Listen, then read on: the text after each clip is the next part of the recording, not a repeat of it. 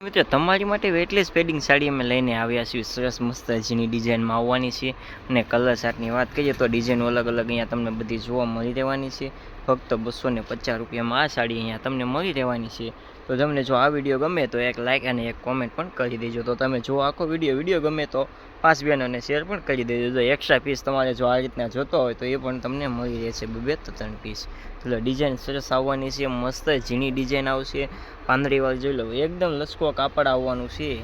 કાંઈ ઘટે ને એવી ડિઝાઇનો અમે સરસ તમારી માટે લઈને આવ્યા છીએ